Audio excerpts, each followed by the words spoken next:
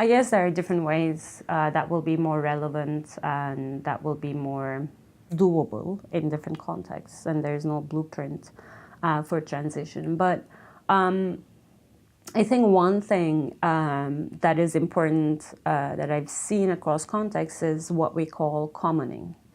And many of the thinkers kind of thinking about commons, about different forms of shared wealth, have been kind of highlighting this notion of commoning rather than kind of the notion of the commons, saying that commoning is rather a kind of a dynamic process, and it's not like a kind of a fixed entity, but rather it's a combination of shared wealth, but it's also kind of social movements and struggles and processes and relationships around that kind of shared wealth and kind of social relations and kind of that are of a different kind than what actually exists, that social relations based on sharing, mutuality, solidarity, and kind of collective action.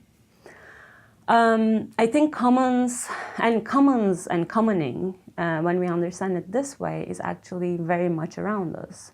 The example that I gave, Batiman said, is actually a big kind of example of commoning, where the residents of a neighborhood come together to produce forms of material and immaterial social wealth that are outside of the market, so it's not commodified, that can be shared equally and accessed equally by everyone who's involved in their production. And in the process, people relate to each other, but also not only human others, but non-human others too. They learn to relate to each other in a different way. It's not like a market relationship, or it's not a competitive relationship. It's a different kind of nurturing, co-production-based relationship.